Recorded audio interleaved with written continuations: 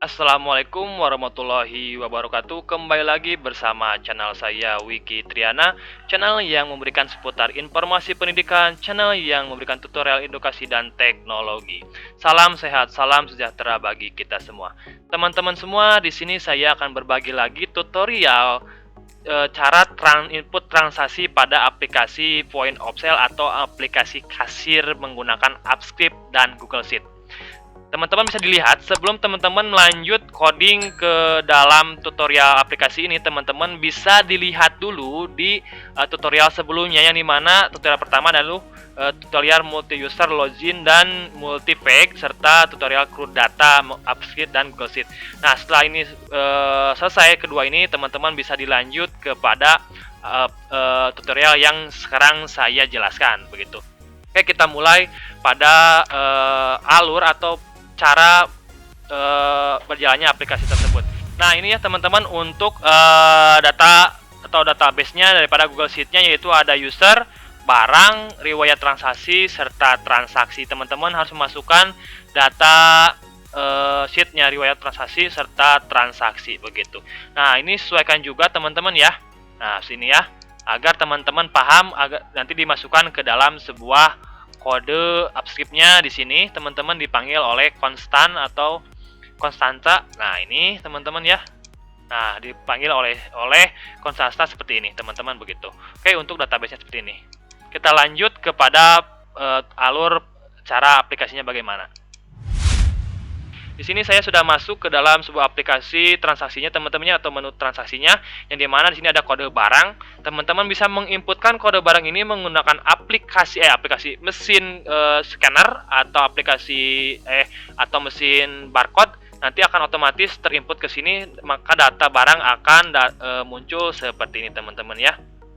Nah, muncul seperti ini bisa juga menggunakan cari barang. Nah, namun nanti ketika teman-teman muncul diinputkan manual, itu akan muncul sebuah suite alert atau informasi bahwa data tidak ditemukan dalam database. Karena kenapa? Nah, seperti ini ya, barang tidak ditemukan ke dalam database karena di sini kan input manualnya itu menggunakan mesin QR atau mesin barcode. Jadi teman-teman harus langsung kode ID barangnya itu full ya. Nah, seperti ini contoh full. Nah, ini maka muncul barang seperti ini, yang dimana barang, nama barang, suite, power, harganya 140.000, stoknya tersedia 5, jumlah belinya mau berapa teman-teman ya. Baru masukkan ke sini, itu tambah keranjang, maka nanti akan masuk sebuah data yang dimana kita akan submit ke dalam cetak struk. Sini ada nomor faktur otomatis ya, otomatis seperti ini, dan ini juga muncul sebuah datanya, data barangnya, maka kita langsung saja submit teman-teman ya. Namun teman-teman, jikalau nanti misalkan untuk membatalkan cancel penjualan data barangnya, teman-teman bisa dihapus saja di sini. Maka nanti otomatis data barang itu kembali ke normal sesuai stoknya. Nah, sekarang kita submit. Setelah submit, maka akan muncul proses transaksi berhasil. Nah, seperti ini. Kalau setelah klik OK, maka muncul cetak struk teman-teman. Nah, seperti ini ya teman-teman ya, muncul cetak struk yang dimana sesuai dengan data yang kita jual begitu. Nah, seperti ini teman-teman, tinggal teman-teman print saja nanti. Nah, muncul seperti ini teman-teman ya. Namun sesuaikan juga dengan mesin printernya juga begitu. Kalau sudah, teman-teman bisa dilihat di sini juga ada namanya tampilan invoice atau cetak struk di dalam sebuah transaksi. Saya sengaja memasukkan agar terlihat apakah datanya masuk atau tidak ke dalam struknya begitu teman-teman ya. Itu untuk alur daripada menggunakan input transaksinya. Nah, begitu teman-teman ya. Nah, di sini juga saya menambahkan data laporan serta data usernya untuk menampilkan ke dalam sebuah data table. Namun saya belum dimodifikasi lagi, teman-teman bisa dimodifikasi lagi, sesuaikan saja dengan tutorial yang ada di dalam CRUD. Nah, di sini CRUD data, sesuaikan saja ya. Nah, nanti di sini ada edit serta delete begitu. Sama juga dengan ini kan ada laporan riwayat transaksi, yang dimana riwayat penjualan itu akan masuk ke sini teman-teman begitu. Terus juga ada tambah user. User pun sama, saya hanya menampilkan saja data tabelnya. Teman-teman bisa modifikasi lagi, menambahkan edit serta delete, tombol delete di sini di dalam sebuah tabelnya. Sama dengan stok barang seperti ini teman-teman. Nah, seperti ini teman-teman ya, sesuaikan saja, ikuti saja coding daripada CRUD daripada stok barangnya. dengan laporan dan tambah user begitu. Karena saya tidak akan menjelaskan karena sudah saya jelaskan dari video yang awal atau yang sebelumnya seperti ini teman-teman begitu ya. Oke teman-teman, itu untuk tutorial atau alur daripada transaksinya. Sekarang kita lanjut kepada bagaimana cara meletakkan coding ke dalam AppScript-nya. Nah, untuk codingnya nanti saya akan siapkan juga di deskripsi seperti ini teman-teman ya. Nah, ini codingnya nanti akan saya siapkan di dalam deskripsi. Teman-teman bisa di-download tanpa menggunakan password nih. Teman-teman tetap harus mengikuti alur daripada tutorialnya dulu yang tadi saya jelaskan awal. Nah, kalau sudah tinggal di-download dan nanti saya akan jelaskan bagaimana cara menginputkan atau menempatkan coding tersebut pada AppScript yang di sini teman-teman begitu. Pertama-tama teman-teman harus menyiapkan dulu sebuah HTML-nya. Ada HTML transaksi, HTML, transaksi JS, invoice, laporan JS, user, serta user JS. Di ini teman-teman harus membuat dulu seperti ini. Nah, nanti kodenya teman-teman bisa dilihat di sini ya. Dari transaksi ini teman-teman bisa dikopikan di sini. Di sini ada namanya. Nah, transaksi ini kodenya teman-teman kopikan ke dalam AppScript di sini. Pastikan ke sini ke dalam sebuah transaksi HTML, serta di sini juga ada transaksi JS. Untuk codingnya teman-teman bisa dimasukkan ke dalam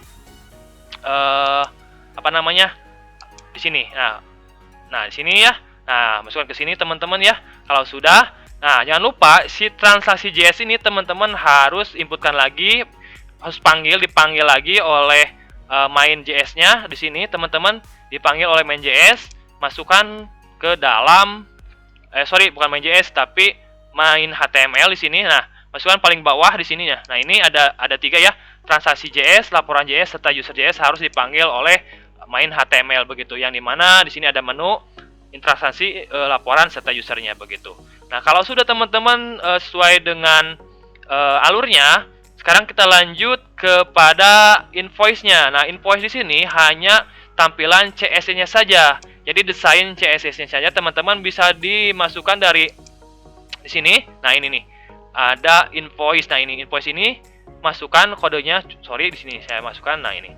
Nah, ini invoice ini teman-teman bisa copy, di sini copy ya, copy. Terus masukkan lagi ke sini ke dalam invoice. Ke sini masukkan.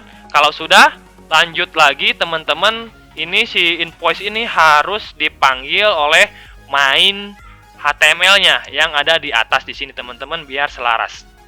Nah, ini invoice-nya dipanggil di sini di atas, maka akan muncul tampilannya seperti ini tadi ya.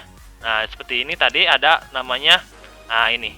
Nah, ini display atau tampilan invoice-nya. Maka muncul di sini. Terus teman-teman juga di sini langsung lanjut ke dalam laporan HTML. Bisa dilihat di sini juga teman-teman ya, di laporan HTML. Nah, ini teman-teman nanti tinggal di copy paste, ambil ya, pastekan saja ke dalam laporan HTML-nya di sini. Kalau sudah, lanjut lagi ke dalam laporan JS juga. Di sini juga teman-teman ambil laporan JS di sini kodenya, masukkan lagi ke dalam laporan JS di sini. Kalau sudah, langsung lanjut ke user HTML dan user JS sama seperti yang sudah dijelaskan dari laporan HTML dan laporan JS ya begitu. Saya tidak akan jelaskan juga di sini, hanya sesuaikan saya dengan kodenya. Nah, kalau sudah, teman-teman tadi jangan lupa ya untuk memanggil si transaksi JS, laporan JS dan user JS ke dalam sebuah main HTML. Nah, begitu teman-teman ya. Nah, begitu untuk memasukkan sebuah kodenya. Dan yang selanjutnya lagi, teman-teman juga jangan lupa, di sini juga saya memasukkan untuk library yang saya berikan seperti data table, PDF ya, PDF Mac gitu kan, atau main JS-nya. Di sini nanti teman-teman tinggal di copy di sini. Yang ini kode JS ini, ya kode JS ini atau tampilannya seperti ini teman-teman. Nah, yang ini, bukan ini ya teman-teman. Yang main, nah ini main ini teman-teman. Nah, ini head sampai head ini teman-teman tinggal di copy saja semua, ganti yang sebelumnya menjadi yang baru. Contoh misalkan di sini kan saya copy nih. Terus teman-teman tinggal kopikan dari head ini, head awal ya. Head awal ini sampai head awal tutup ini. copy. Nah, ini ganti yang sebelumnya teman-teman pastekan ke sini. Nah, begini ya teman-teman ya, begitu. Pastekan. Kalau sudah teman-teman bisa dilihat lagi di sini ya, di dalam sebuah apa ya? Saya lupa lagi nih. Main HTML sudah. Sekarang tinggal lanjut ke kode GS-nya teman-teman. Nah, kode GS ini teman-teman bisa diambil kodenya di dalam kode GS ini nih. Di sini yang pertama teman-teman harus memasukkan kode GS-nya itu yang konstansi transaksi laporan. Nah, ini yang ini dulu, copy dulu, yang ini copy ya. Copy, terus pastekan ke dalam paling atas teman-teman. Nah, di sini pastikan ke sini ya, di bawah barang. Nah, karena saya sudah ada ya, di sini udah ada. Nah, ini udah ada. Nah, di sini ya, di bawah ini baru seperti ini teman-teman tampilannya begitu. Nah, ini kalau sudah, lanjut lagi ke kode GS-nya yang dimana ada dimulai save import di sini teman-teman. Save import sini. Nah, ini copy ke paling bawah sampai bawah ya, copy, pastekan ke dalam kode GS di paling bawah. Nah, biar enak ya. Dari sini nih. Nah, dari mulai di bawahnya create template Excel. Nah, sini ya, create Excel template, bawahnya ini tempelkan di sini ya, teman-teman ya. Nah, di sini nanti akan tampilan seperti ini, teman-teman. Nah, ini untuk save import data barangnya atau upload data barang begitu. Terus di sini ada pencarian barangnya dan sampai submit data transaksi, ambil semua riwayat transaksi serta ambil semua riwayat ini data user, semua user ya. Nah, ini begitu. Nah, begitu teman-teman ya. Kalau sudah, nah di sini jangan lupa juga ada penggantian kode yang dimana get data user kita buat ulang. Padahal di atas di sini di paling atas lihat. Nah, di sini ada get user. Ini hapus saja teman-teman. Hapus saja. Ini hapus ya, karena sudah ada diganti dengan data yang, atau ini biarkan saja. Ini juga nggak terlalu ngaruh ya teman-teman ya. Ganti dengan ini sebenarnya ya, udah ada di sini. Oke, itu terserah teman-teman saja ya. Oke, kalau sudah di kode GS baru kita lanjut ke dalam. Di sini ada yang namanya itu main.js. Nah, di dalam main.js ada, nah ini ada cache transaksi dan cache laporan. Teman-teman tinggal di copy saja. Nah, ini. Nah, main.js ini ambil di sini, copy ya, copy. Terus gantikan yang sebelumnya, yang terbaru menjadi ini. Nah, copy di sini dari transaksi dan laporan. Nah, dipanggil oleh main.js, paste di sini teman-teman begitu ya. Oke. Nah, paste di sini.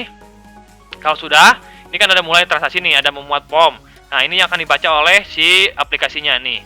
Sama yang load riwayat transaksi table seperti itu teman-teman ya. Oke, gitu teman-teman ya. Untuk cara memasukkan coding daripada AppScript-nya yang sudah saya sediakan.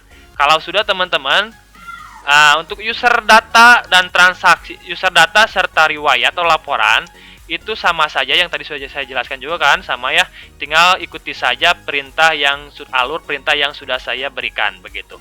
Oke, mungkin untuk tampilannya masih seperti ini untuk laporan atau riwayatnya. Teman-teman tinggal modifikasi lagi aplikasinya sesuai dengan kebutuhan dan desain teman-teman. Karena saya di sini hanya menerangkan transaksinya saja. Jadi kan karena untuk laporan dan tambah user kan sudah saya jelaskan coding dasarnya di dalam stok data barang yang ada di dalam video sebelumnya di sini teman-teman begitu ya. Oke. Teman-teman, itu untuk tutorial atau cara memasukkan kode input transaksi di dalam aplikasi Point of Sale sederhana. Oke, mudah-mudahan bisa dipahami oleh teman-teman dan dimengerti. Saya cukupkan sampai di sini untuk tutorialnya. Mudah-mudahan bermanfaat. Saya ucapkan Assalamualaikum warahmatullahi wabarakatuh.